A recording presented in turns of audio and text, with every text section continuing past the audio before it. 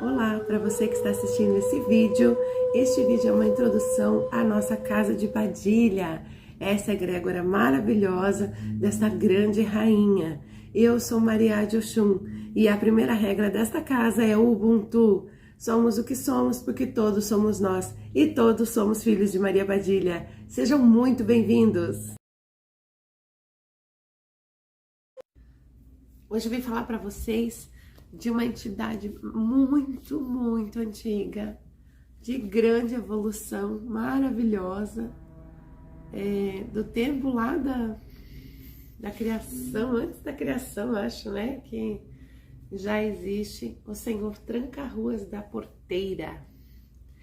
Ele é um Exu de caminhos imediatos, viajante de dimensões, transmutável em várias ao mesmo tempo.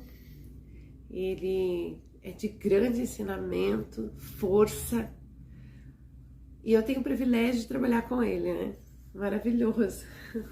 E é uma curiosidade que eu vou contar para vocês, que no começo, quando eu não estava na casa de Padilha 7, quando eu incorporava ele, era tudo muito difícil, né? Porque não tinha conhecimento da força dele, de como ele era.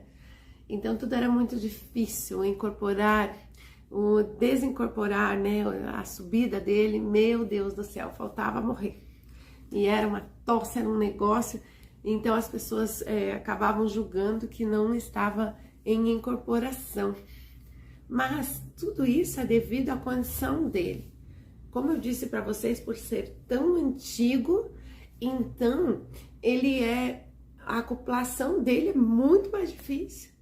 Quem dirá a sua subida? É como se ele não coubesse dentro de um corpo humano normal. Imagina a grandeza desse ser, né? O Senhor Tranca-Ruas da Porteira, nosso Exu de tronqueira, ele está lá com algum de ronda, maravilhoso. Ele vem mais esporadicamente, mas quando se tem atendimento ele está em terra. E as pessoas falam assim, meu Deus, como ele é bonito. Ser tão velho, eu ainda acho que ele deve trazer então uma luz assim muito especial, astral, né, de comunicação ali. Porque as pessoas ficam assim em volta dele, esperando, né, o que ele vai contar, é muito legal. E aí, com o tempo que eu fui entender e consegui desenvolver para que não passasse todo esse perrengue. E foi na casa de Padilha 7 que o Pai Henrique, com toda a paciência do mundo, me ajudou na evolução, né? Ali a entender a entidade. Maria Padilha me deu força para conseguir trabalhar com ele, né? Então, Tranca-Ruas da Porteira é um Exu que vem no preto e no vermelho. A roupa geralmente dele é preta, mas a capa preta e vermelho. Usa a cartola preta com detalhe no vermelho. Seu dia de oração é segunda-feira, seu dia de força, né? Mas as orações podem ser ali diárias, porque como eu falei para vocês, ele é um senhor de caminhos. Ele bebe uísque, fuma charuto e a vela é vermelha com preto. Trabalha muito com cadeados, com chaves, sabe? No assentamento dele geralmente vai isso. Então acredito que ele é a segurança de um cadeado na nossa vida, né? Pense onde está um cadeado, então ninguém entra sem ser convidado. E ao mesmo tempo ele tem a chave que abre o cadeado da nossa vida. Vou contar para vocês uma das passagens de Porteira na Terra.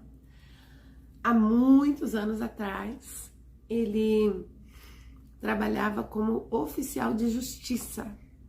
Ele era aquele que comprava e vendia as terras, ou fazia as posses das terras. Num certo lugar específico que ele trabalhava, era naquela época quando estavam se construindo as estradas de ferro. E então ele ia de porta em porta, ele ia administrando, né, de forma que a estrada de ferro fosse passar. Então ele era muito estudado, ele tinha muito conhecimento daquilo que estava falando, era um homem de lei e também era um homem de caminho. Então, por tomar a frente de muitos negócios grandes, Porteira era um homem que tinha aliados, sim, grandes sócios, pessoas influentes na sociedade daquela época, mas também tinha muitos inimigos. Dado que aquela construção levou séculos para ficar pronta, né? E passar em lugares com difícil acesso, montanhas, lugares rochosos, ao mesmo tempo secos e áridos. Então imagina que loucura. E também naquela época tudo era mais difícil, né? Então os viajantes carregavam também coisas entre uma cidade e outra, porque por outro meio ia demorar muito, né? Que nem hoje que tem o correio, nessa facilidade toda. E para a construção da linha férrea se usavam muitos materiais importantes, mas também bastante minério. E isso era uma coisa bem complicada naquela época. Então, vinha em caixas de madeira fechada com tampa martelada, onde não se podia abrir. E acabava que o porteiro carregava muita coisa que ele nem imaginava que era. Porque as pessoas, infelizmente, não são idôneas. E assim foi acarretando-se muitas inimizades. E ele sempre foi assim um viajante. Então, até que ele conseguisse ir em todos os lugares que queria, dar a volta em todos os territórios que precisava, ele demorava muito para voltar para casa. Então, naquela época se comunicava muito por cartas que levavam meses para chegar, e tudo era reportado ao rei. Como a criação da linha de trem foi um processo muito difícil, requerendo assim muito sua presença, com o tempo de já fazendo ali, acredito que quase um ano que ele não ia para casa, então ele fez com que a família chegasse até ele. Claro que em uma viagem dessa, que hoje a gente pega um avião e vai ali, era 6, 7 meses para se conseguir concluir. A família foi ao encontro dele em um território aonde se haveria a comemoração da inauguração desta linha férrea, mas que havia povo indígena que morava ali há muito tempo. Ele entrou em negociação com eles, mas havia um pajé que cuidava daquela terra espiritualmente falando, né, considerando como sagrada. Há muitos espaços que são assim, porque são os pajés têm esse espaço de comunicação muito grande. E havia um espírito, uma lenda de um espírito de morte que andava por ali, chamado Indico. E as pessoas nas costas de Porteira, ele não tinha conhecimento de que estavam ameaçando os indígenas com esta lenda que existia, e começaram as mortes, as matanças, como hoje são chamadas de chacinas, né? E Porteira não entendia aquilo, porque quando ele viajava, saía daquela terra, era como se uma outra equipe vinha ao contrário dele, matando as pessoas em nome desse espírito. Mas veja, quem acreditava no espírito eram os indígenas, né? Que ele realmente é uma força que existe até hoje, né? Aquilo acabou acarretando como culpa para suas costas. Veja só que interessante, ele em outra terra, negociando, achando que estava tudo certo, tudo bem, e o golpe andando ali, ao contrário do relógio, vamos dizer assim. Então eles dois não se encontravam, mas a notícia corria. E ele viajava sempre como o norte dele sendo a estrela d'alva, que é uma estrela que até hoje ela toma aí direções e outros nomes até, né? Então ele dizia que aonde a estrela d'alva chegava, ele chegaria também, fosse a que povos fosse. Então ele viajava muito mesmo, né? E por isso sabia entrar e sair dos lugares, sabia fazer as comunicações entre as cidades, sabia os tropeços e os caminhos que deveria passar. Então, depois de muito tempo, quando sua família chegou bem no dia da inauguração ao seu encontro, marcaram data que estariam naquela cidade, e ele foi para essa comemoração, fez seu discurso no palanque, e quando ele desceu, através dessa guerra que estava acontecendo entre os índios e as forças políticas da época, então precisava saber um culpado, né? E quando ele desceu desse palanque, propositalmente houve um touro de búfalos para que ele morresse ali, e acabou que atingiu o filho dele e a esposa. Então morreram pisoteados. Imagine o desespero desse homem, que vendo aquela cena, que não pode fazer nada porque a força dos bichos é muito grande.